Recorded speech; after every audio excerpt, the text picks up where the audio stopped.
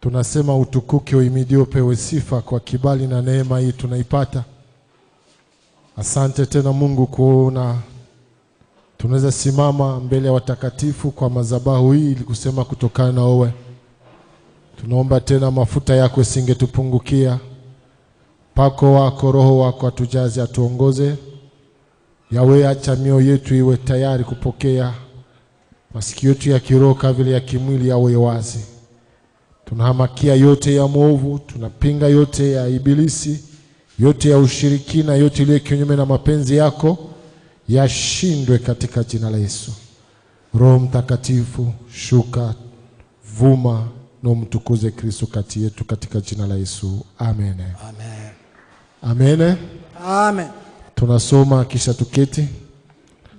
Nous allons lire la parole. Tunasoma pale kwenye kitabu chetu cha Wakorinto wa kwanza. Nous allons lire dans 1 Corinthiens, sura ya 5, le 5e chapitre mstari wa 6 et le 6e verset, mpaka mstari wa 8. jusqu'au 8e verset. Neno la Mungu linasema, La parole de Dieu nous dit: kujisifu kwenyu si kuzuri. Hamjue ya kuwa chachu kidogo inachacha fungo nzima? Mujisafishe na kutoa chachu ya zamani, mupate kuwa fungo jipya, kama mulivyo pasipo chachu, kwa sababu Kristo Pasaka yetu amekwisha kutolewa kwa ajili yetu. Basi tufanye karamu, si kwa chachu ya zamani wala kwa chachu ya ovu na ubaya, lakini kwa mkate usiochachwa, ndiyo moyo safi na kweli. Amen. Votre vanterie n'est pas bonne. Ne savez-vous pas qu'un peu de levain fait lever la pâte tout entière? Ôtez le vieux levain afin que vous soyez une nouvelle pâte, comme vous êtes sans levain. Car aussi notre Pâque, Christ, a été sacrifié. C'est pourquoi célébrons la fête, non avec du vieux levain, ni avec un vin de malice et de méchanceté, mais avec de pain sans levain, de sincérité et de vérité, parole du Seigneur. Tumushangilie Bwana kwa makofi na vigelegele. Applaudissons le Seigneur Jésus. Tunaweza kuketi. Nous allons nous asseoir. Tunaendelea na neno letu tena jioni ya leo. Nous allons continuer avec la parole de ce soir.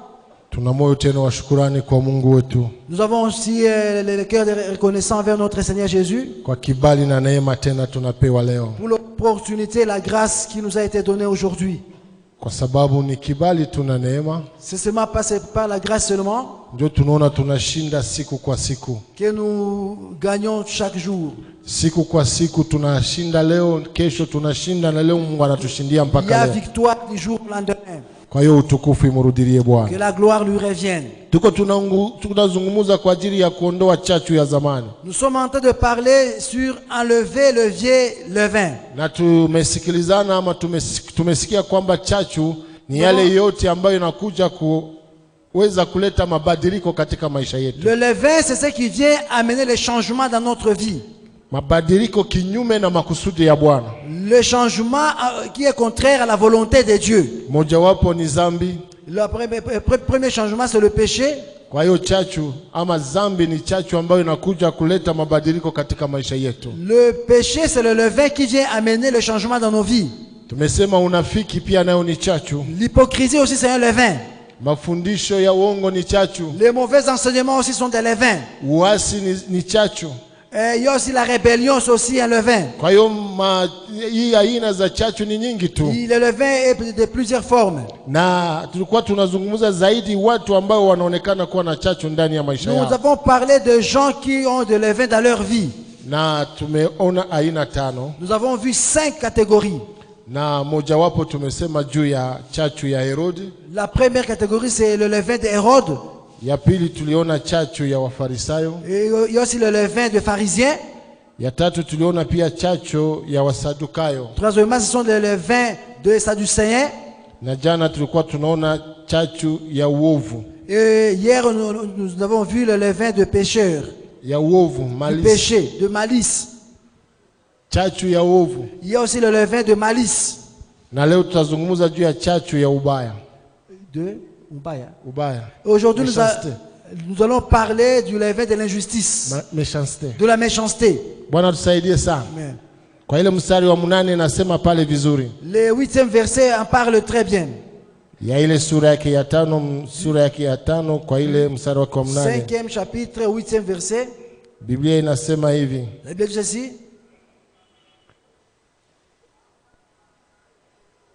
Kama umefika usome. 8e verset, il dit ceci. C'est pourquoi célébrons la fête, non avec du vieux levain, ni avec un levain de malice et de méchanceté, mais avec de pain sans levain, de sincérité et de vérité. Basi tufanye karamu si kwa chachu ya zamani, wala chachu ya uovu na ubaya, lakini kwa mkate usiochachwa, ndio moyo safi na kweli. Amen. Amen. Bwana tusaidie sana. Que Dieu nous aide. Hapa usichanganyikiwe ama usiwaze kwamba hii chachu ya uovu na ubaya ni vitu vimoja. Ne pensez pas que le levain de la malice et de la méchanceté c'est la même chose. Ça vina prêter confusion. Parce que ça prête à confusion. Lakini kuko utafauti. Il y a une différence. Jana niliwaambia kwamba chachu ya uovu, hier je vous ai dit que le levain de la malice ni hali ama action ya kutaka ama l'action à vouloir nuire, hali ya kutafuta kutenda mabaya. C'est une action de vouloir nuire aux autres. Mtu iko na mawazo na anapita kwa tendo ili apate kutendea mabaya. Quelqu'un conçoit une pensée et puis il passe à l'acte pour te nuire. Bwana tusaidie sana. Amen. Jana tuliona mifano ya kina Yuda. Hier nous avons vu l'exemple de Judas. Ambaye alifikiria kumweza kumtoa Bwana wake Yesu Kristo. Il a Kristo. pensé vraiment nuire à son Seigneur Jésus-Christ. Na alifikia kufikia ile mawazo mpaka akaweza kumuzisha. Il a vraiment atteint son objectif. Ijapokuwa yeye alikuwa anatimiza maandiko. Pendant que lui aussi accomplissait seulement la parole de Dieu sans le savoir. Lakini katika watoto wa Mungu siku ya leo, mais parmi les enfants de Dieu aujourd'hui, wengi wako wanafanya mabaya. Beaucoup sont en train de faire le mal les uns les autres. Wanafikiria kwamba wanajifurahisha. Ils pensent qu'ils sont en train de se réjouir. Wanafikiria kwamba wako wanafanya mazuri. Ils sont en train de penser faire du bien. Japo hiyo sio vizuri. Alors que ce n'est pas du bien. Lazima tufurahie kufanyikiwa kwa wengine. Nous devons être contents lorsque les autres sont bénis. Tufurahie kuendelea kwa wengine. Nous devons se réjouir lorsque les autres avancent. Tufurahie kuinulia kwa wengine. Se contenter lorsque les autres sont élevés. Utakuwa na mwenzako katika kazi. Tu vois quelqu'un, tu es avec quelqu'un dans le travail. Iko katika haki. Il est dans la justice. Lakini wewe unafanya nguvu yote tujue atoshe kazi. Mais toi tu fais tout pour qu'on puisse l'enlever du boulot. Na cha kushangaza nyinyi wote ni mna imani moja. Mais ce qui est étonnant c'est que vous êtes tous des chrétiens. Samoya mnaingia kanisa moja. Peut-être dans une même église. Lakini utakuta sana kia gundua kwamba shida ambayo imempata. Mais lorsqu'il va découvrir que la difficulté qu'il a atteinte haikutoka kwa wale ambao wanaweza zania kwamba ni hawana imani moja. Ni de ceux qui n'ont pas la même foi avec lui. Lakini ni yule ambaye banaketi naye pamoja. Mais c'est celui avec lequel il s'asseye. Ambaye banaomba pamoja. Ils prient ensemble. Ambaye banakula pamoja. Ils mangent ensemble. Na anakusudia hakika kukufanyizia mambo mabaya. Il planifie vraiment de les nuire. Kwa hiyo ni chachu mbaya kabisa. C'est vraiment un mauvais levain. Utakuta mtu biko bibi na bwana mnyumba. Mari et femme. Lakini utakuta mwenzake mtu iko anapangia mwenzake mabaya. Tu vas trouver que un partenaire est en train de planifier de mauvaises choses sur l'autre. Anapanga hata kuua mwingine anamuua. Il planifie même de tuer son partenaire. Na watu wako wanafikiria kwamba ni mambo kawaida. Les gens sont en train de penser que c'est normal. Lakini hiyo sio makusudi ya Bwana. Mais ce n'est pas la volonté de Dieu. Hiyo ni chachu ya uovu. C'est le levain du malice. Chachu ya uovu. Le levain du malice. Na neno linatulomba kwamba tuondoe chachu ya zamani. La parole nous dit que nous devons enlever l'ancien levain. Wewe ambao unajikuta unasukumwa na roho kama ile. Lorsque tu es poussé par un tel esprit, usifikirie kwamba ni roho ya Mungu. Ne pense pas que c'est l'esprit de Dieu. Usiwaze kwamba ni Roho Mtakatifu anakusukuma. Ne pense pas que c'est l'Esprit Saint qui te conduit. Lakini kuna nguvu za giza. Il y a l'esprit méchant qui te ambazo pousse, zinakutawala, qui te dompte, ambazo zinakutuma uendelee kuingia katika mambo qui mabaya, te pousse à faire du mal ili toujours, upate kuweza kutendea mwenzako pour que tu mabaya. fasses du mal à ton frère. Lakini Mungu akusaidie Que Dieu t'aide kwa neno hii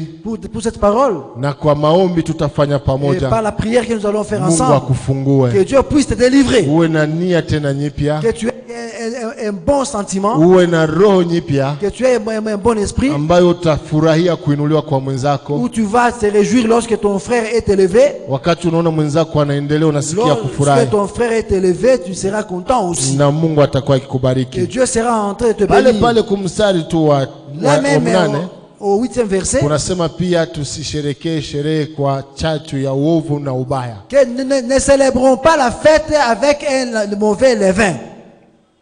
Chachu ya ubaya, Et le levain de la méchanceté. chachu ya ubaya. Le levain de la méchanceté. Wakati niliangalia katika kamusi Quand j'étais en train de regarder dans le dictionnaire, tofauti kati ya hii uovu na la ubaya, différence entre malice et méchanceté, niliona kwamba kuna tofauti. j'ai vu qu'il y a vraiment une différence. Kama vile natoka kusema kwa ajili ya uovu ama malice, À cause du malice, ni tendo tayari, c'est l'action ambayo uko na pose tayari. malice c'est l'action que tu es en train d'exécuter. Lakini kwa ajili ya ubaya Mais pour la méchanceté, ni kuwa tayari na ama volonté ya kutafuta kufanya kibaya. c'est avoir l'état ou la volonté de faire du mal. Unakuwa na mafikiri ya kutendea mwingine mabaya. Tu es en train de penser faire du mal à l'autre. Kwa hiyo mtu ambaye iko na uovu yeye anapita directement kwenye mabaya ambayo iko anatafuta Celui kufanya. qui a le malice passe directement à l'acte.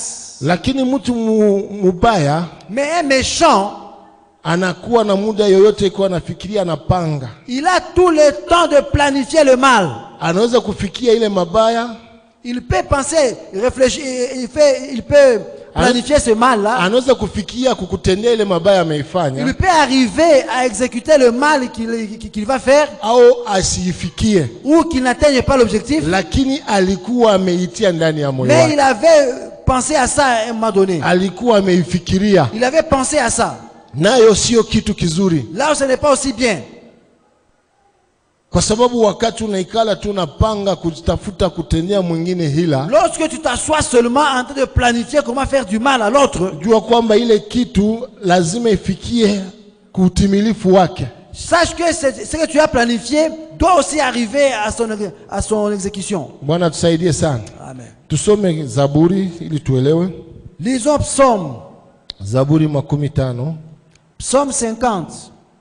tutaanzia mstari wake wa 16 Psaume 50, verset 16 jusque. mpaka mwisho. La Bible nous dit, Psaume 50, verset 16. Soma kwa Kifaransa. Mais Dieu dit aux méchants, qu'as-tu à faire de redire mes statuts et de prendre mon alliance dans ta bouche? Toi qui es la correction et qui as jeté mes paroles derrière toi. Si tu as vu un voleur, tu t'es plu avec lui, et ta portion est avec les adultères. Tu livres ta bouche au mal, et ta langue trame la tromperie. Tu t'assieds, tu parles contre ton frère, tu diffames le fils de ta mère. Tu as fait ces choses-là, et j'ai gardé le silence. Tu as estimé que j'étais véritablement comme toi, mais je t'en reprendrai, et je te les mettrai devant les yeux.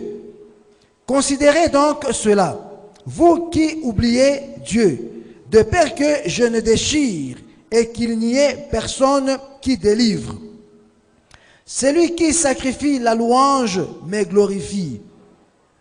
Et à celui qui règle sa voie, je ferai voir le salut de Dieu, parole du Seigneur.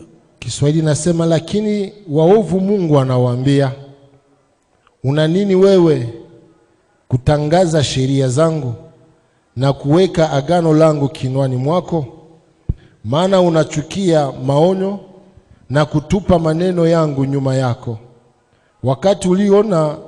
Wakati ulipoona mnyang'anyi ulimkubali, na umeshiriki na wazinzi. Unatoa kinywa chako kwa ubaya, na ulimi wako unatengeneza hila. Unaketi na kusengenya ndugu yako, unasingizia mwana wa mama yako mwenyewe. Umefanya maneno haya na nilinyamaza. Ulifikiri ya kuwa mimi ni kama wewe, lakini nitakuamakia na kuweka taratibu mbele ya macho yako. Basi sasa mfikiri neno hili, ninyi mnayosahau Mungu, nisiwapasue ninyi vipande vipande, na mtu asipate kuponyesha. Mtu yeyote anayetoa zabihu ya shukurani ananitukuza, naye anayetengeneza mwenendo wake nitamwonesha wokovu wangu. Amen. Amen. Bwana sifiwe sana. Amen. Tunasema juu ya chachu ya ubaya. Nous parlons sur le levain du méchanceté, de la méchanceté. Ya ubaya. De la méchanceté. Tumesikia kwamba unaikala, lorsque tu t'assois, unaanza kufikiri mabaya. Tu commences à méditer le mal. Hata Yesu mwenyewe alisema hiyo. Même Jésus a parlé de ça. Tunajua katika amri 10 za Musa, dans le 10 commandements de Moïse, Biblia inazisema, la Bible le répète, na inafikia na kusema usizini, que tu ne fasses pas l'adultère. Kwa sababu unaweza fikiria kwamba il peut arriver que wakati umefanya kitendo ya kuzini, lorsque tu commets l'acte de l'adultère, ndio umefanya dhambi. Et c'est là que tu as péché. Lakini Kristo alienda mbali akasema, mais Jésus est allé plus loin. Kwamba mtu akiangalia mke wa watu, lorsque tu regardes la femme d'autrui avec envie, au wewe mwanamke unaangalia mume wa watu, ou la femme tu regardes l'homme d'autrui avec envie, unamtamani, tu l'envies, tayari umeshakufanya dhambi. Là tu as déjà commis l'adultère. Kwa sababu umefikiria kufanya mabaya na mtu fulani. Parce que tu as pensé faire du mal. Sio tu uzinzi. C'est pas seulement l'adultère. Ubaya yote unaweza kufanya kwa mwingine. Toute méchanceté que tu penses faire autrui. Unaikala chini uko unafikiria gisi ama unasema gisi unaweza kuua mtu. Tu t'assieds, tu es en train de méditer comment exécuter le plan de la méchanceté. Gisi unaweza kuua mtu pengine. Comment tu peux tuer quelqu'un? Gisi unaweza kuua bunyumba ya mwingine pengine. Comment tu peux détruire le foyer d'autrui? Gisi unaweza kufukuza mwingine kazini. Comment tu peux chasser quelqu'un du travail? Yale yote, tout cela, wakati uko unaifikiria, lorsque tu es en train de penser à ça, jua kwamba ni machafuko mbele za Bwana. Sache que c'est de l'impureté devant Dieu. Na utakuwa umeingiliwa tayari. Et là tu seras déjà être entamé. Kwa sababu ile chachu ya ubaya itakuwa imekuingia. Parce que le levain de la méchanceté aura déjà entamé ta vie. Lakini neno linakuja kutuomba kwamba, mais la parole nous demande ceci. Tunaenda kusherehekea Pasaka kisha siku chache. Nous allons célébrer la Pâque après quelques jours. Bwana anataka tuone safi. Il faut que Dieu nous voie en nous la pureté. Aone kwamba tuko safi. Qu'il voie en nous la pureté. Na ndio maana anasema tusherehekee sherehe sio kwa chachu ya zamani tena. C'est pourquoi il dit célébrer la Pâque sans l'ancien levain. Sio kwa hizi chachu zote tumeona hapa. Ce n'est pas avec tous les levains que nous avons vus ici. Moja wapo pia hii chachu ya ubaya. L'un de ces levains c'est la méchanceté. Unajua watu wanaingia kanisani. Et les gens entrent à l'église. Lakini roho ni mbaya tu. Alors que dans leur cœur il y a la méchanceté. Wanawaza tu mabaya. Ils méditent le mal. Unawaza anaikala hapa iko anawaza mazuri. Tu penses qu'il est assis là-bas, il pense à de bonnes choses. Lakini iko anawaza mabaya tu. Cependant il est en train de méditer le mal. Bwana tusaidie sana. Que Dieu nous aide. Bwana tusaidie sana. Que Dieu nous aide. Unajua katika hii kumfuata Kristo kuna mambo mengi. Vous savez, dans le suivi de Jésus-Christ, il y a beaucoup de choses. Unaweza fikiria mtu yuko hapa yuko anafuata mahubiri. Tu peux penser que quelqu'un il est ici en train de me suivre. Kumbi haiko mahubiri yuko anafuata. Cependant, il ne suit même pas le prédicateur. Iko anafuata iko na mawazo mengine. Il pense à autre chose. Nifungule parenthèse moja. J'ouvre une parenthèse. Ambayo nitakuzungumza tu juu kusaidie. Ça va t'aider. Siku moja niko na bariki ndoa moja hapa tu. J'étais en train de bénir un mariage ici, sous cette chaire ici. Hapa tu. Ici à l'église. Sio mshirika wa kanisa lakini ni mtu mwingine. Je ne sais pas si c'est les Haiko chrétiens d'ici. mshirika wa kanisa lakini ni mtu Ce mwingine. n'était pas un chrétien d'ici, mais parmi les gens qui sont venus voir le mariage. Uone kwenye mafikara ya mtu mwingine ama ubaya imeingia Vois sana comment là où la katika. méchanceté de l'homme arrive. Namaliza bariki ndoa, Après avoir béni le mariage, nikaondoka nikaenda. je suis parti. Lakini kisha dakika tu kisha saa fulani Après quelques heures, nikaona watu fulani wa jamaa ambao walikuwa mwa ile ndoa. j'ai vu quelques membres d'une famille qui étaient dans ce mariage. Ndio wanasema antuka kuna mama moja alifurahia sana mahubiri yako. Il dit non, non, il y a une maman qui était contente des enseignements. Ningilipenda apate numero yako tumpatie, unajua walikuwa nazo. Elle aimerait avoir ton numéro. Wao wale wadada ni wa ndugu wa jamangu wakampatia. Les membres de ta famille, Huyo de ta famille, ndio waliniita wakaniuliza kandi tuwapatie ils numero. m'ont appelé pour demander si on peut donner ton numéro à cette maman-là. J'ai accepté. Kaambia umpatie namba. J'ai accepté, il n'y a pas de problème. Sawa, kisha siku moja siku mbili akaniita. Après 1 ou 2 jours, elle m'a appelé. Kaniambia nilifurahia sana mafundisho. J'étais content de tes enseignements. Ningilipenda siku moja tuonane. J'aimerais vraiment qu'on se rencontre moi et toi un jour. Ningilitaka unisaidie kwa hiki na hiki. J'aimerais que tu m'aides en ceci ou en cela. Nikaomba Mungu nikasema pengine kuna kitu kia kufanyika Mungu anataka. Je priais Dieu et je me suis dit bon, peut-être que Dieu veut faire quelque chose dans sa vie. Lakini siku moja aliniita akaniambia, mimi ndio nikamuita, mbona naweza kuona wapi? Un jour je l'ai appelé, mais où est-ce que je peux te voir? Akanipatia rendez-vous tukaonana. Elle m'a donné le rendez-vous et on s'était vu. Lakini kia kushangaza na pana tu kwa hii ili kusaidie na nisaidie. Ce qui est ton nom, je vais seulement t'aider avec cet exemple. Sasa wengi wanaweza kuwa wao nadhania wanaikala hivi, unawaza ni Mungu ndio anawasukuma, roho Mungu anawasukuma. D'autres personnes ils peuvent être en train d'être assis là-bas et ils pensent que c'est Dieu qui les envoie. Kakuya tukaongea. On a causé. Kamuliza jina yake, nikajipresenter tout ça. Lakini kumusha alikuwa direct. Au finish, elle était directe. Ambia pasteur. Pasteur. Sipende nikubebe huku na huku. Je ne vais pas t'amener à gauche à droite. Sijua hata nini ya ulihubiri hata ile siku. Je sais même pas ce que tu as prêché ce jour-là. Lakini nilikupenda. Oh, moi je t'ai aimé, tu sais. Bwana tusaidie sana. Amen. Kaambia asante kama ulinipenda. Oh, merci beaucoup parce que tu m'as aimé. Ulinipenda sawa ye. Et comment tu m'as aimé? Comme qui, hein? Alienda mpaka alifikia mafikiri yake. Elle est allée loin jusqu'à atteindre à dévoiler sa pensée. Lakini nimuonesha kwamba sio hiyo ndio imenileta. Je lui ai dit non, non, c'est pas ça qui m'a amené. Lakini kuna yule anakupenda kushinda kisi uona nipenda. Il y a celui qui t'aime plus que moi. Mpatie maisha yako. Donne à Jésus ta vie. Atakusaidia kwa shida zako. Il va t'aider. Na vile vyote vyuko naye. Et tout ce que tu as dans tes pensées. Kushangaza sio binti lakini ni mama mzima. Ce n'était pas une fille, c'est une maman. Mkubwa zaidi pengine kwangu. Une maman qui me dépasse même en âge. Anaweza kuwa hata na watoto 10. Et elle peut m'avoir. Lakini unakuta chachu mbaya gisi ilivyo ndani mwake. Mais comme il y avait mauvais levain dans son cœur. Bwana tusaidie sana. Que Dieu nous aide. Nongo unaikala tu kona fikiri mabaya tu. Il s'assoit en train de méditer le mal. Ile mafikiri yako unaona tu kama ni kwa mtumishi wa Mungu unaweza kuibeba. Et elle a pensé que ces mauvaises pensées devaient se diriger sur le serviteur de Dieu. Kama mtumishi wa Mungu au hapana. Et c'est mal le serviteur de Dieu ou pas? Lakini nasikia ninakupenda. Moi elle a dit non non. Je ilikuwa upendo wa kweli. Serviteur ou pas, je t'aime toujours. Ilikuwa upendo wa kweli. Et c'est vrai, c'est un vrai amour? Haikukuwa upendo. Ce n'était pas un vrai amour. Lakini makusudi ilikuwa kwamba kutuondosha mlengo yenye tuko nayo. L'objectif c'était de nous enlever dans l'objectif. Msimamo yenye tulikuwa nayo. Dans la foi dans laquelle nous étions. Na tuonekane kuingia katika mambo haina mzuri. Et pour que nous puissions entrer dans les mauvaises choses. Kwa hiyo watu wengi wako hivyo. Beaucoup de gens sont comme ça. Na Zaburi inatuambia hivi. Et Psaume nous dit ceci. Kwamba Mungu anaambia watu wabaya. Dieu s'adresse aux méchants. Kwa nini mnashika amri zangu kwenye vinywa vyenu? Pourquoi vous prononcez mes commandements dans vos bouches?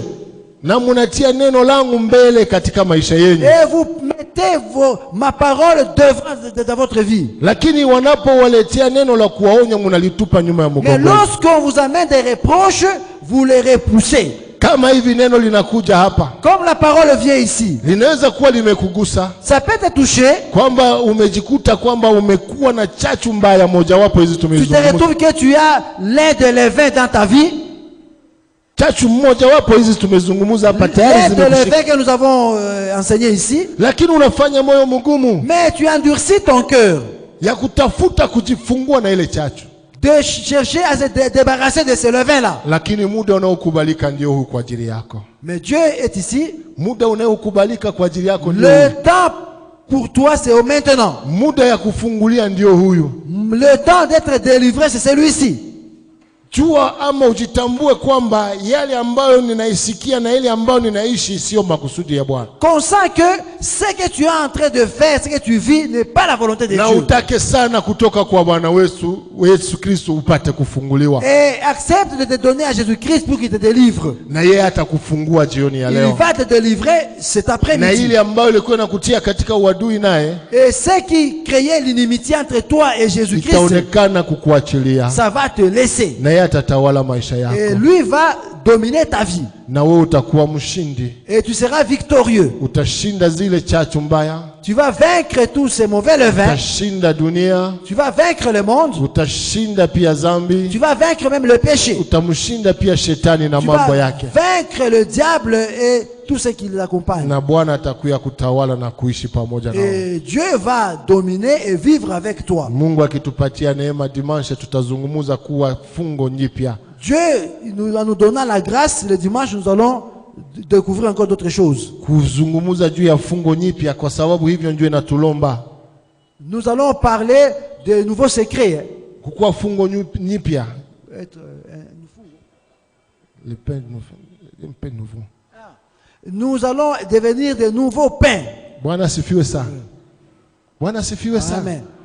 Mungu atusaidie Que Dieu nous aide, tuelewe hiyo, que nous puissions comprendre na cela. wakati tutaielewa Et lorsque nous allons comprendre cela, Mungu atatusaidia. Dieu va nous aider. Tutaangalia namna gani tutakuwa fungo nyipya au mkate mpya Nous allons voir comment est-ce que nous allons devenir des nouveaux pains ambayo itakuwa haina hila yote, qui n'aura pas de levain, lakini ambayo itakuwa katika kweli mais qui sera dans la vérité na usafi wa moyo ndani et ya maisha toute yetu. pureté du cœur. Bwana atusaidie sana. Amen. Ndio hapa mtunga Zaburi anasema, Ici, le psalmiste dit, kwa nini mko na sheria yangu kwenye vinwa vyenyu pourquoi vous avez mes commandements dans vos bouches na kuweka agano langu kwenye vinywa vyenyu, et vous parlez de mes commandements dans vos bouches, japo mnachukia maono alors que vous détestez, vous rejetez les reproches na kutupa nyuma ya migongo yenu et vous neno la Bwana. rejetez la parole de Dieu derrière vous.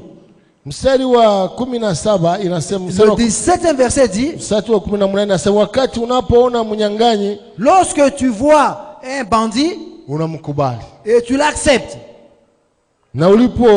na ulimi wako unatengeneza hila kwa ajili ya kusema mabaya, et ta bouche vraiment elle est bien aiguisée pour prononcer de mauvaises na paroles, unajifurahisha na wazinzi na washerati, et tu t'assois avec les adultères, tu te complais avec eux, hata unaketi na kusengenya ndugu ya mama yako. oh, et tu t'assois en train de critiquer les frères de ta mère. Unakuwa na wakati ya kupanga mabaya kwa ajili ya watu wengine. Tu prends le temps pour s'aimer de mauvaises choses sur les autres. Kwa ufupi, ubaya umetawala moyo wako. En un mot, la méchanceté domine ta vie, ton Lakini cœur. mstari wa 21 nasema hivi, Le 21e verset dit, umefanya maneno hayo na nikanyamaza. et tu as fait toutes ces choses-là et je me suis tu.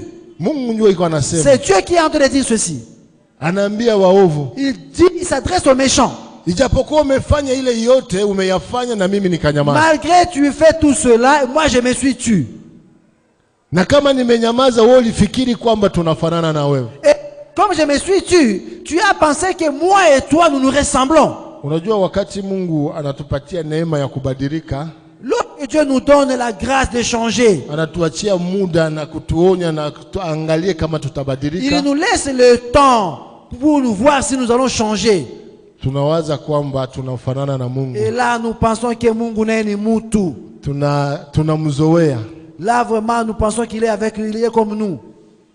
Tunazoea. Il est comme nous. Tunakuwa sawa vile Samson. Nous devenons comme Samson. Unajua Samson? Samson, vous le connaissez? Tunamjua Samson Vous le connaissez, Samson? ambaye alikuwa mnaziri wa Mungu Il était l'élu de Dieu. na alikuwa na misio ya Mungu, Il avait aussi la mission de Dieu. lakini kafikia akaenda kuoa katika hali ambayo ilikuwa katika mapenzi ya Bwana. Il a épousé Dalila dans une façon là qui n'a pas plu à Dieu. Na wakati Dalila aliingia katika maisha yake, Lorsque Dalila est entrée dans sa vie, hakukuja kwa ajili ya kuwa msaidizi wake, cette femme-là n'est pas venue chez lui pour l'aider.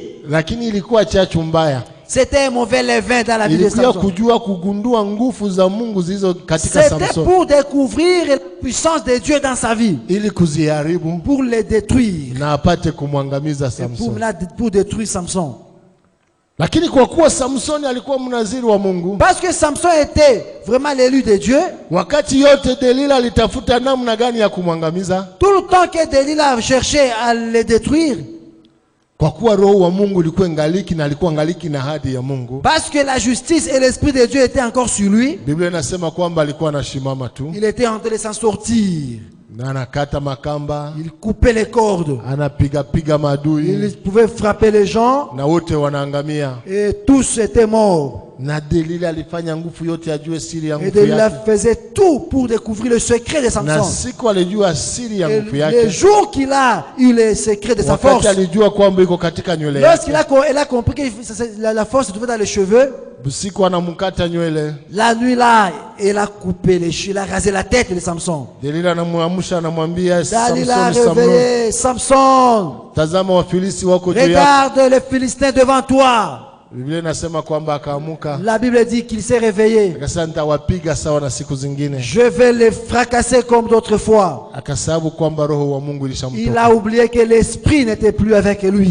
Wewe ushazoea sana, Tu es habitué. ushazoea maneno ya Mungu, Tu es habitué à la parole de Dieu. ushazoea sana kuzoea kufanya yale ambayo unafanyako, unafikiria kwamba Mungu anakufanana. Tu es habitué à faire ce que tu as l'habitude de faire, croyant que Dieu est avec toi, il se ressemble même. Lakini jua kwamba Mungu haiko pamoja nawe. Sache que Dieu n'est pas avec toi. Kama kuna mbegu yoyote ile ya ubaya ambayo inakutawala, S'il y a une graine ou un levain qui te domine, Mungu anakupatia wakati ya kubadilika. Dieu te donne encore le temps de changer. Anatuma neno la Mungu nalitupa nyuma ya mgongo yako. Il envoie sa parole, tu la jettes derrière ta Anatuma dos. watumishi wake unaitupa nyuma ya Il mgongo. envoie ses serviteurs, tu jettes, tu t'en moques. Anakuavertiri hata kwa maono na kwa ndoto Il unakatala. t'avertit par les songes et les rêves, tu t'en moques. Unasema mbona njoo nilihubiri tena kwa nguvu? Et d'ailleurs, après ça, j'ai encore prêché avec force. Mbona njoo niliimba na upako? Et là, j'ai chanté encore avec onction. Unajua kwamba Samuel shetani anatusharumaka, anatuonesha kwamba vile ndio Vous tunapaswa. savez, il y a des moments où le diable vraiment nous charme, hein. Il montre que non, il n'y a rien. Unaingia katika mambo ya machafuko, unakuya na unafanya kazi ya Mungu. Tu excelles dans l'impureté et tu viens ici dans la chair, tu fais encore l'œuvre de Dieu. Unaona watu wanakutukuza, Et wanasema les gens te glorifient, il n'y a que toi, tu prêches bien. ulihubiri mzuri sana. Tu as bien prêché, Uliimba, ulisikia upako alikuwa. tu as bien chanté, nous étions bénis. Na unasema mbona jana nilifanya Mais kabuzi. mais hier, je fais l'adultère hier. Ndio kusema naweza endelea na kufanya. Donc je peux encore faire aujourd'hui et demain. Lakini neno la Mungu linakuambia siku ya La leo, parole de Dieu te dit aujourd'hui, yale yote umeifanya tout ce que tu as fait, ukafikiria kwamba tu as pensé unafanana na Mungu. que tu ressembles à Dieu. Juu ya nini? Pourquoi? Mungu alinyamaza tu. Parce que Dieu s'était encore. Alinyamaza akupatie muda ya Il kutengeneza. s'était parce qu'il te donne le temps de réparer. Lakini leo anakuambia, Aujourd'hui encore, il te dit, anakuya kuitia mbele ya macho yako. il vient mettre tout ça devant tes yeux. Anaileta mbele ya macho Il yako, l'amène devant tes yeux uijue pour que tu le saches. na uifahamu. Que tu le saches encore. Na anakuambia uiondoe ndani ya Il te maisha dit yako. que tu enlèves de ça dans ta vie. Uiongoe isionekane tena ndani ya Que tu maisha yako. l'extirpes de ta vie. Usipofanya vile, Si tu ne le fais pas, anasema atakuja il viendra, na atakupiga, il va te frapper, atakupasula il pasula, va te déchirer. na hata hakutakuwa mtu ambaye atakaye kuganga. Il n'y a personne qui va plaider pour toi. Bwana tusaidie sana. Amen. Hapana kuzoea neno la Mungu, Ne t'habitue pas à la parole de Dieu. hapana kuzoea maneno ya Mungu, Ne t'habitue pas à la parole de Dieu. hapana kuzoea kazi ya Mungu. Ne t'habitue pas à l'œuvre de Dieu.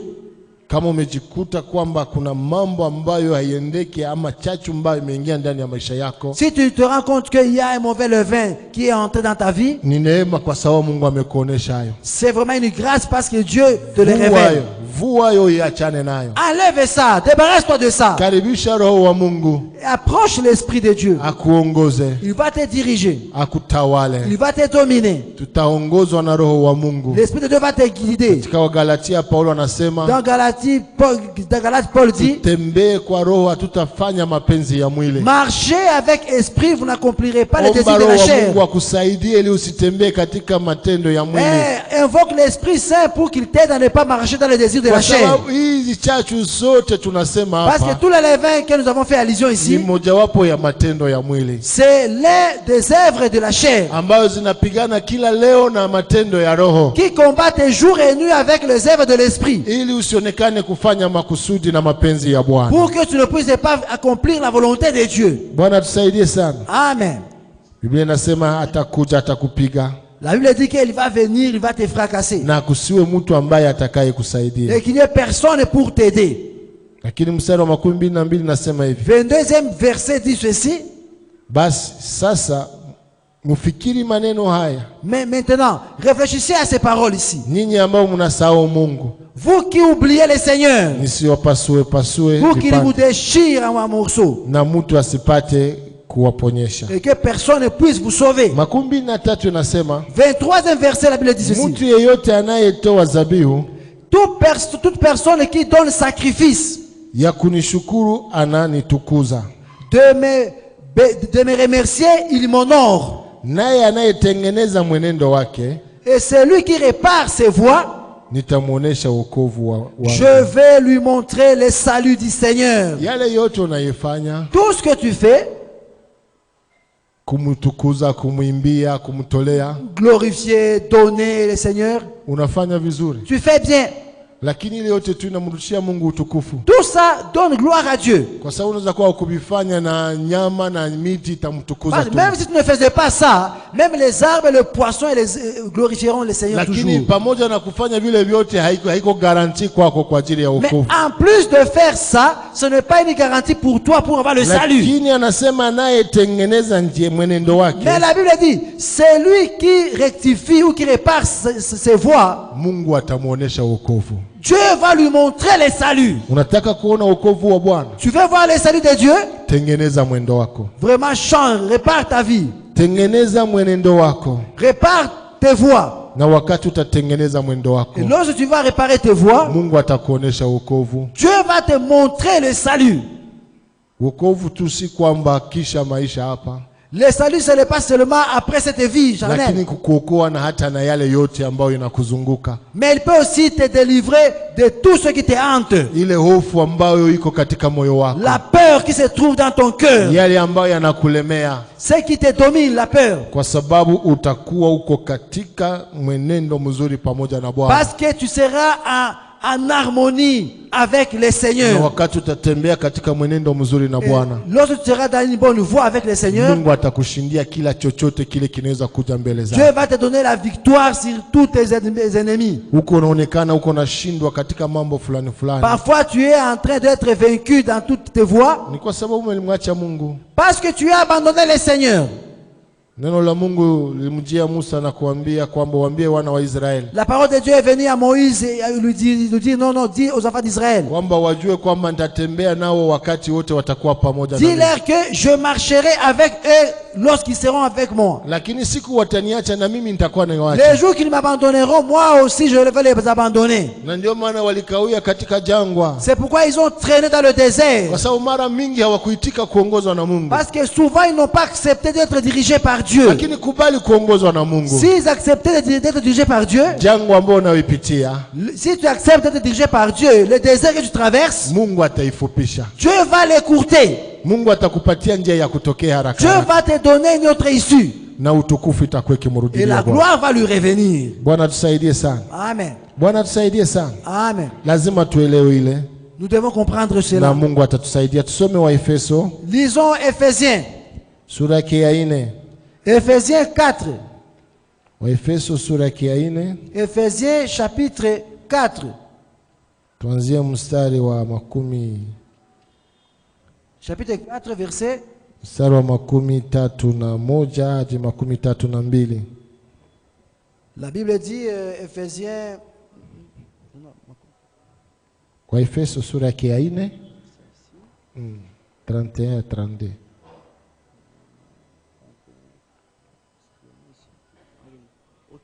La Bible dit ceci: que toute amertume et tout courroux et toute colère et toute crierie et toute injure soient ôtées du milieu de vous, de même que toute malice. Mais soyez bons les uns envers les autres, compatissants, vous pardonnant les uns aux autres, comme Dieu aussi en Christ vous a pardonné. Amen.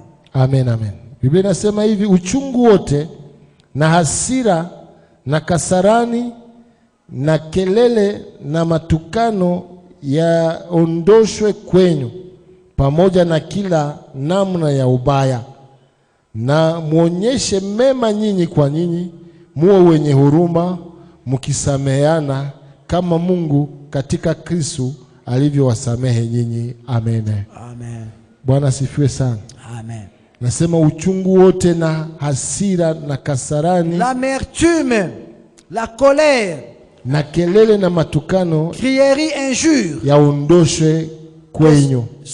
cela soit ôté en vous. Bwana tusaidie sana. Amen. Wewe ambaye unaweza onekana kwamba kuna mambo mabaya ambayo inakutawala, Tu peux voir qu'il y a beaucoup de mauvaises choses qui te dominent.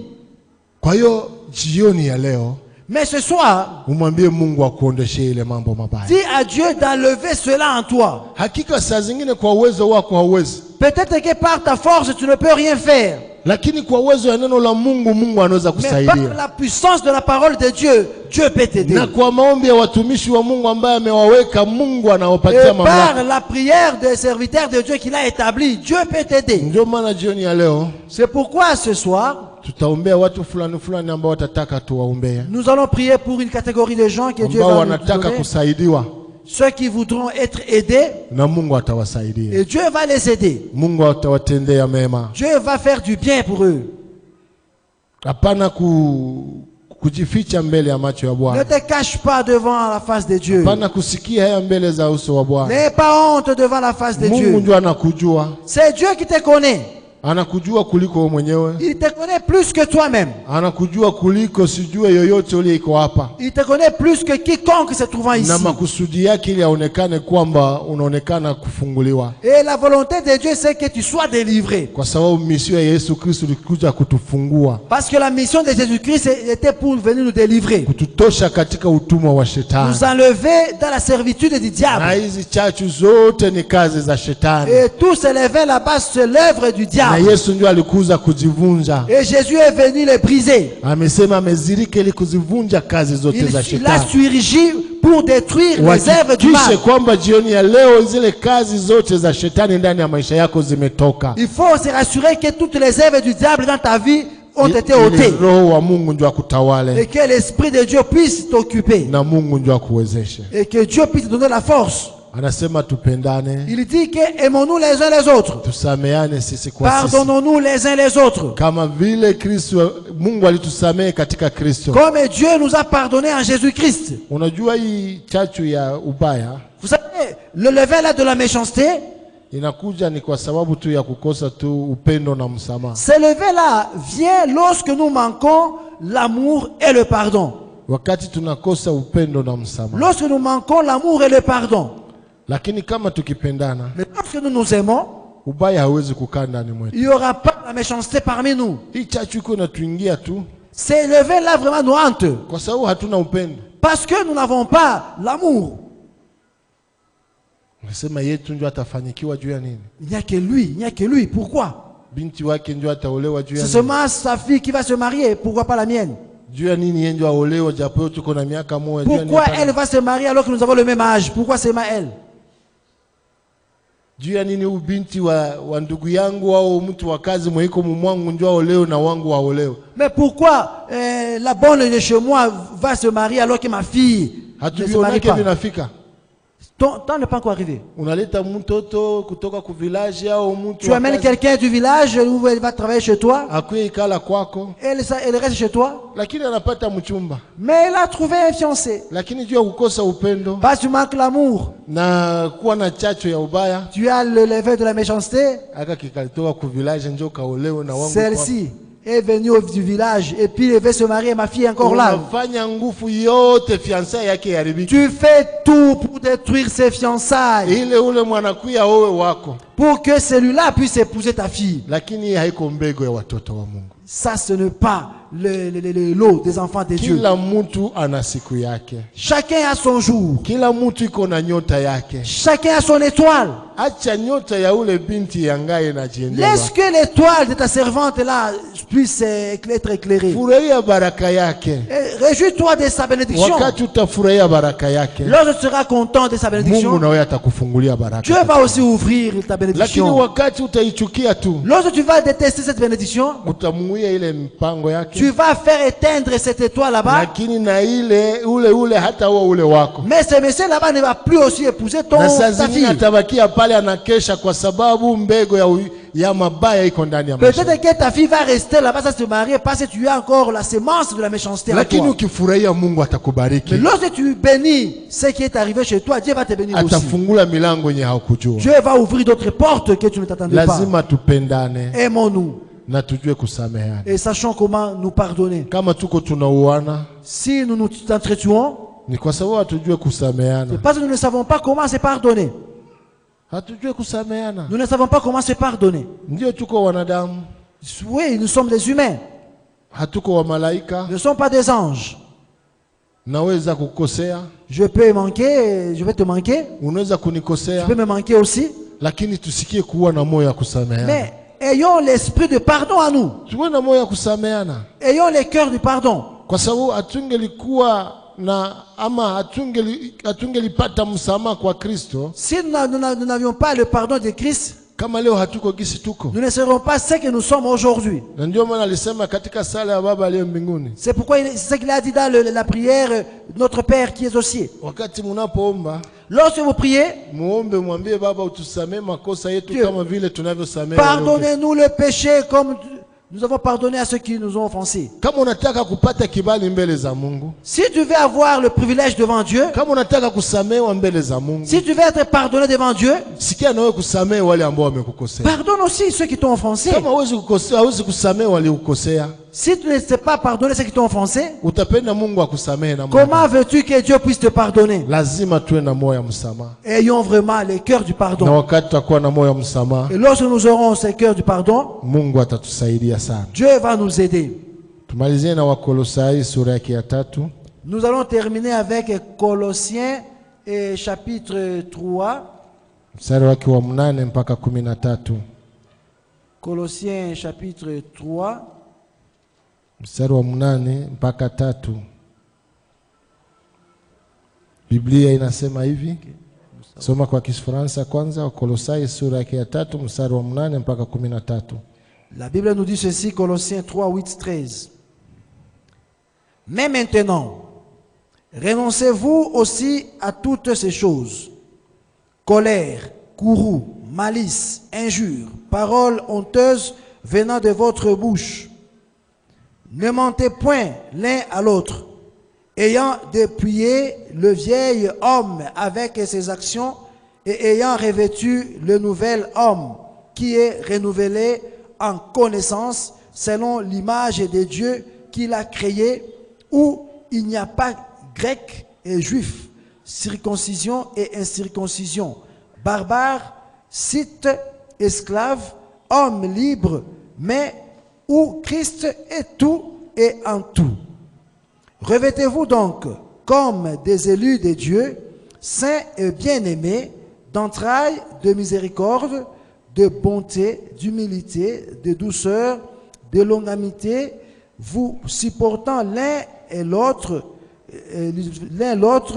et vous pardonnant les uns aux autres. Si l'un a un sujet de plainte contre l'autre, comme aussi le Christ vous a pardonné, vous aussi faites de même. Et Amen. Amen. Lakini sasa ondosheni maneno haya yote: kasarani, hasira, uovu, matukano na masemo ya haya vinywani mwenyu. Msiambiane uongo, kwa kuwa mumeondosha kabisa mtu wa zamani na matendo yake, na mumemvaa mtu mpya, anayefanywa mpya apate ufahamu sawasawa na mfano wake yeye ambaye alimuumba. Hapana Myunani wala Myuda, kutahiriwa wala kutotahiriwa, mgeni wala mshenzi, mtumwa wala aliye huru, lakini Kristo ni yote na katika yote. Basi mkiwa wachaguliwa wa Mungu, watakatifu wapendwa, vaeni moyo wa rehema, wema, unyenyekevu, upole, uvumilivu, mkichukuliana na kusameheana, kama mtu akiwa na sababu ya kushitaki mwenzake, kama vile Bwana alivyowasamehe nyinyi mfanye vivyo hivyo. Amen. Amen. Bwana asifiwe sana. Amen. Bwana asifiwe sana. Amen. Hapa Paulo yuko anaambia Wakolosai, c'est Paul qui s'adressait aux Colossiens, kwamba lazima waondoshe maneno mbalimbali katika maisha yao, il faut qu'ils enlèvent beaucoup de choses dans leur vie, kama vile kisirani, comme la colère, kama vile hasira, la colère, uovu, il y a le malice, matukano, il y a les injures, masemo, mambo mabaya kwa ajili ya watu wengine. les mauvaises paroles. Kwa hiyo anasema tusiambiane mabaya, Ne nous adressons pas de mauvaises paroles. tusishitakiane, Ne shitikiane, nous critiquons pas les uns les autres. kwa sababu katika Kristo En Jésus-Christ, hakuna tena utafauti. il n'y a pas la différence. Hakuna Myunani, Il n'y a pas les Juifs, hakuna Mgiriki, il n'y a pas le Grec, hakuna aliyetahiriwa il n'y a pas les circoncis na et asiyetahiriwa. les incirconcis. Lakini kama mtu iko na jambo na mtu mwingine, Si tu as un problème avec l'autre, tusikie kuchukuliana, il faut se supporter tusikie mutuellement. kusameana kama vile Kristo Pardonne-nous ametusamehe. mutuellement.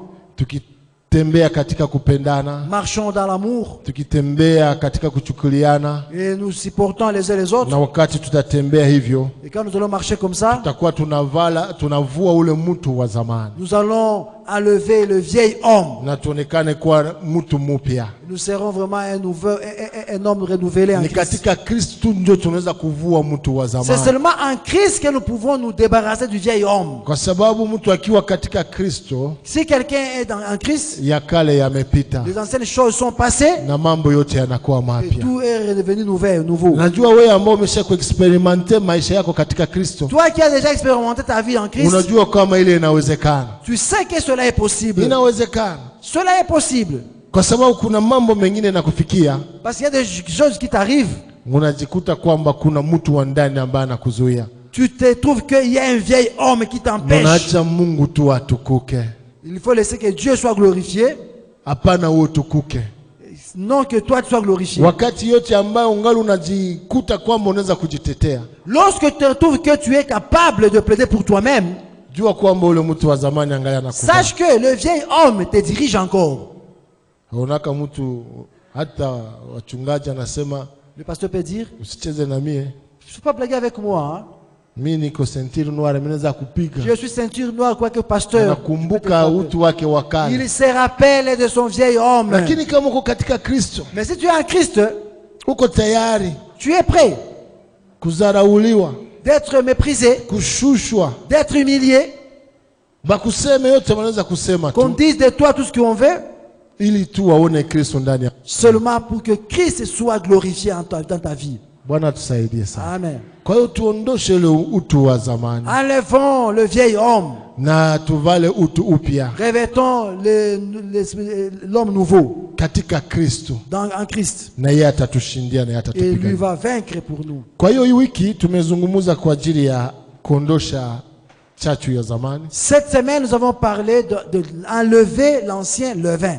Hakika pengine umejikuta fasi fulani Peut-être que tu te retrouves dans une situation ou l'autre. kwamba chachu fulani na fulani imekuwa sehemu ya maisha Il yako. y a un levain qui est vraiment une portion de ta vie. Mimi nina imani kwamba Mungu ambaye ameleta ineno J'ai la foi que Dieu qui a amené cette parole, na ambaye amesema kwamba mtapokea kweli et lui qui dit que vous allez recevoir, na ile kweli itawatia huru. vous allez recevoir la vérité. Cette vérité va vous Kama faire umetambua affranchir. kwamba hii neno limekuja kwako, Si tu crois que cette parole est venue pour toi, uamini tu kama tayari Mungu iko anakufungua. crois que Dieu t'a délivré. Ile tabia ama ile chachu iko na kutoka moja kwa moja Ce katika maisha. levain-là, ce mauvais caractère est en train de céder un Kwa après sababu l'autre. Biblia inasema kwamba Parce que la Bible dit, hata wakati tunapoomba et même quand nous prions, tukiamini kwamba Mungu ametusikia, lorsque nous croyons que Dieu nous a écoutés, kwamba ile ambayo tumeomba ilishakuwa yetu. ce que nous avons prié est maintenant pour nous. Najua ulishakuomba, unamwambia Mungu, tazama hii chachu imenisumbua sana, Je sais que tu as déjà prié,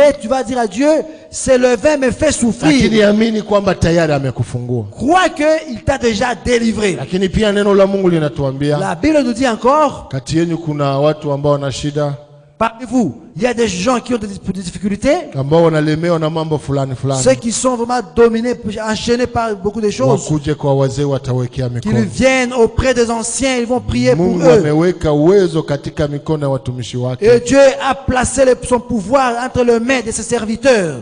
kuweza kutia mikono juu ya taifa la Mungu, Dieu les a rendus capables de poser les mains à son peuple, na Mungu anafungua taifa lake. et Dieu délivre son peuple. Hata kwa chachu zibaya ambazo zinatushika Mungu atazifungua. Même les mauvais levains qui nous hantent, Dieu va les enlever. Ndio maana jioni ya leo C'est pourquoi cet après-midi, nataka tufanye maombi machache tu nous allons faire une petite prière kwa ajili ya taifa la Mungu en faveur du peuple de Dieu. ambayo watataka leo kusaidiwa tena na Mungu. Ceux qui voudront être aidés par Dieu, Mungu apate kuwasaidia, Dieu va les aider wahakikishe kwamba Mungu ametuma neno lake pour qu'ils confirment que Dieu a envoyé sa parole. na halirudie bure. Et cette parole ne rentre pas comme ça. Wakati tutakuwa tukisimama Et là, nous serons en train de nous tenir debout. na wanakwaya wakisogea hapa mbele, Et les choristes seront en train de répandre les micros. wewe ambao umejikuta kwamba hakika moja ya chachu hizi zimekushika, Toi, tu te retrouves peut-être qu'il y a un de ces levains qui te saisit. utakuwa ukisimama Tu vas te tenir debout. na ukitaka kuombewa, Si tu veux qu'on prie pour toi, una shauku ya kuombewa, et tu es invité. utakuwa ukisogea pia hapa mbele. Tu es invité ici devant pour que nous puissions. Nikialika wazee nao watakuja hapa mbele, Tu vas t'approcher ici devant, on va prier pour toi et les tutaweza anciens. kuwaombea na Mungu Les atawasaidia. anciens vont aussi s'approcher. Nikukumbushe kwamba tumeongea juu ya chachu ya Herode. Nous avons prié pour les levains. Nakukumbusha kwamba tumeongea juu ya chachu ya Herode Nous avons parlé sur le levain d'Hérode, ambayo ilikuwa na mambo fulani fulani ambayo ilikuwa ikikarakterize wafuasi wa Ce Herode, levain d'Hérode était caractérisé par beaucoup de choses, nous avons parlé. na ukijikuta kama uko ndani mwayo Si tu te retrouves en ça, na unataka Mungu akusaidie, tu veux que Dieu puisse t'aider, tutasogea hapa mbele, tu vas tutakuombea. t'approcher ici devant. Nous allons Mojawapo prier pour toi. tulisema juu ya septicisme. Nous allons parler sur le scepticisme. Scepticisme. Kwa septike ku mambo fulani fulani, Sceptique sur certaines choses. unashakia mambo yote, Tu donnes. uko unashakia, uko na Ouais, matute ku mambo Tu mambo, doutes sur toutes choses. unashakia hata kweli ya Mungu, Même la vérité de Dieu, tu doutes. unashakia hata neno la Mungu. Tu doutes sur la parole de Dieu. Mungu akusaidie Que Dieu t'aide. leo, atakufungua na atakutendesha. Aujourd'hui, il va te délivrer. Katika ile chachu ya Herode tumezungumza juu ya kupenda dunia. Dans le levain d'Hérode, nous avons parlé de l'amour du monde. Unataka sana kuishi sawa na vitu ya dunia, Tu aimes vivre vraiment dans le monde. unapenda kuwa la mode kila leo, Tu veux être à la mode de chaque jour. lakini neno la Mungu linatuambia kwamba tusifananishwe na dunia ya leo. La Bible nous dit que nous ne sommes pas dans le conformisme avec le monde d'aujourd'hui. Katika hii hali ya chachu ya Herode tumeona juu ya hali ya kukua kinyume na nizamu au immoralité. Dans le vin ici, nous avons parlé de l'immoralité aussi. Unafungwa sana na mambo ambayo kinyume na morale ama moralité katika maisha yako. Tu es vraiment lié par l'immoralité dans ta vie. Tumezungumuza ya wazinzi, ya washerati. Nous avons parlé de l'impudicité, de l'adultère. Tumezungumuza juu ya mambo kama vile ambayo inatukumba katika madrogue, inatubeba katika kunywa madrogue. Nous avons parlé des choses qui nous ont poussés dans la prise de boissons, de Inatubeba drogue, katika ubakaji. dans le viol. Inatubeba katika ubakaji. Ça nous amène dans le viol. Mambo inatubeba katika kujimasturbe, mambo mbalimbali na Ça nous kutawala. amène dans la masturbation. Mungu akusaidie siku ya leo, Que atakusaidia. Dieu t'aide aujourd'hui. Tumezungumza kwa ajili ya Wafarisayo Nous avons parlé des pharisiens. ambao walikuwa wanafiki zaidi, Ils étaient vraiment des hypocrites. ambao uko nakula mtu na uko namchekea. Et tu es en train de tuer quelqu'un en train de rire. Kwa hiyo unafiki inakutawala zaidi. Vraiment, l'hypocrisie te domine beaucoup. Kwa hiyo Mungu akusaidie jioni ya leo. Que Dieu t'aide ce Ni soir. mengi tumezungumza, Nous avons parlé aussi. mengi Nous tumeyazungumza avons parlé katika. beaucoup de choses. Roho wa Mungu najua amekugusa. Je sais que l'Esprit de Dieu t'a saisi. Talika wazee, Approchez les anciens. wakati waimbaji watatubeba katika nyimbo ya katika presence ya Bwana, Pendant que les choristes vont nous amener devant le Seigneur dans leur cantique. tutakuwa tukiwawekea mikono. Nous allons vous imposer les mains. Tukimaliza kukuombea unarudia tu. Kama tunamaliza kukuombea unarudia fasi yako. Lorsque nous t'imposons la main, après tu rentres à ta place. Na baadaye tutaendelea na Pour ibada que nous yetu puissions kamilifu. continuer. Karibu waimbaji. Approchez les